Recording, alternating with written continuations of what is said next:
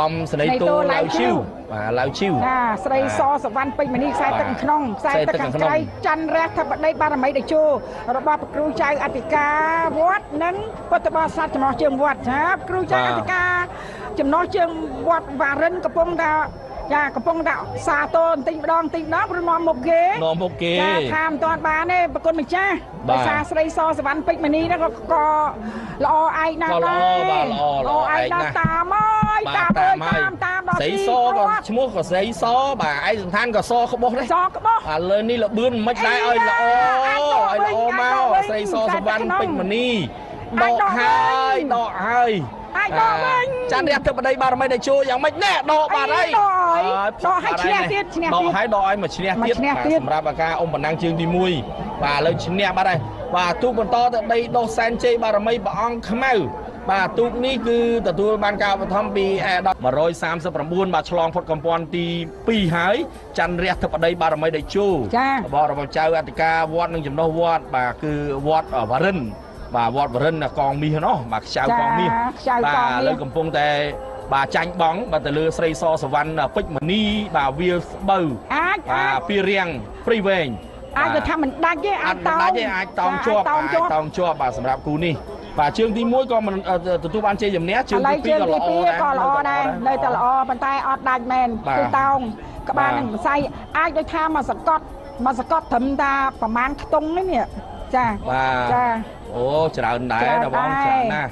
បាទឥឡូវយើងបន្តទៅគូជាបន្តទៀតបាទ218បាទទូកទី253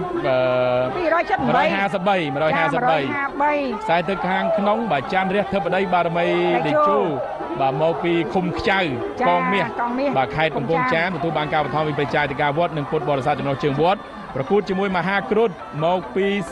ស្រុកក្រូចឆ្មាខេត្តត្បូងឃ្មុំដែលទទួលបានការឧបត្ថម្ភពីអាដាមជាសភារាបាទចឹងឃើញស៊ីទាំងពីរស្មើគ្នា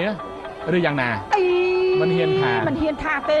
ទួចណាស់ហើយទូកនេះគឺមកតែឯងបងប្អូនទូកធម្មតាទូកធម្មតាមកតែឯងតែកទេសចោះឥឡូវគូទី153មកអន្ទឹមគ្នាទៀតហើយបាទមហាគ្រុឌលើ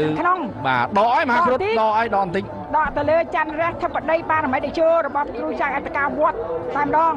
ចាហើយមហាគ្រុឌនេះល្បីល្បាញណាដកបន្តិចទួចទេខ្សែទឹកខាងក្នុងរបស់ឯកឧត្តមជាសភារាចាអ្នកតំណាងរាជត្បូងឃ្មុំបាទឥឡូវនេះឃើញថាដកហើយបងអើយបាទ3ខ្ទង់ណែឥឡូវនេះ3ខ្ទង់ប្រែប្រួលលទ្ធផលឬយ៉ាងណាណែដល់ទីបាទ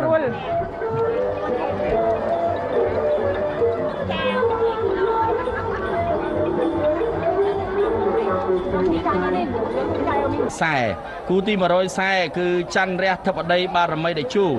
បាទគឺជាទូកដែលទទួលបានការឧបត្ថម្ភពីប្រជាអធិការវត្តនិងពុទ្ធបរិស័ទចំណុះជើងវត្តវរិនបាទវរិនកងមាសកំពង់ចាមខ្សែទឹកខាងក្រៅសារាយផ្កាយព្រឹកបាទគឺមកពីស្រីសន្ធរកំពង់ចាមទទួលបានការឧបត្ថម្ភពីប្រជាអធិការមេឃុំនិងពុទ្ធបរិស័ទចំណុះជើងវត្តនិងសប្បុរសជននានាបាទវត្តបោកបាទវត្តប្រាសាទបាទប្រាសាទប្តីហ៎ចាវត្តប្រាសាទប្តីបាទហើយវត្តត្បូងបាទឥឡូវយើងឃើញហើយបាទគឺសារាយផ្កាយព្រឹកកំពុងតែនាំមុខហើយខ្សែទឹកខាងក្រៅបាទនាំមុខបានតិចបន្តួចច្រើនគូសំដែរប៉ុន្តែខាងក្នុងច័ន្ទរះធិបតីបារមីតេជោតាមមើលតាមបែបអត់តនេះដោយសារទីប្រត់កាន់តាគៀកមែនទេណៃឯកសន្តានល្អណាស់ខ្សែទឹកក្នុងប៉ុន្តែចាញ់លបឿនបន្តិចចាញ់លបឿនបន្តិចខ្សែទឹកខាងក្រៅសារាយផ្កាយព្រឹករបស់ព្រះគ្រូចៅអធិការវត្តចាវត្តខាងតងទូ40នេះគឺនៅតែជាគូដ៏អស្ចារ្យគូពិសេសច័ន្ទរះធិបតីបារមីតេជោរបស់ព្រះគ្រូចៅអធិការវត្តចាវរិនបដូរទៅនៅខ្សែទឹកខាងក្រៅសារាយផ្កាយព្រឹកគឺជាទូកដ៏ល្បីល្បាញមកពីខាងវត្តប្រាសាទបាទវត្តប្រាសាទបដីចាប្រគៀបប្រកាត់គ្នាល្អមើលណាទូកគូនេះល្អមើលមែនតើទូបីគេចាញ់ឈ្នះ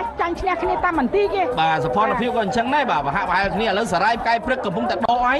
បាទកំពុងតែដកហើយទូកនេះបាទគឺខ្សែទឹកខាងក្នុងបាទកំពុងតែកាត់ខ្សែអីនឹងជួយអត់ឃើញដកទេដកហើយខ្សែទឹកខាងក្រៅមិនបាច់ដកក្រៅតែឥឡូវក្នុងក៏ដកដែរបងដកហើយណែបាទតើទៅមែនឥឡូវដកណែដកអូយសារាយផ្កាយព្រឹកបាទមកពីស្រីសន្ធរបាទទទួលបានជ័យជំនះហើយទៅលើ ច័ន្ទរះធិបតីបារមីតេជោ ស្រីខ្មៅមាន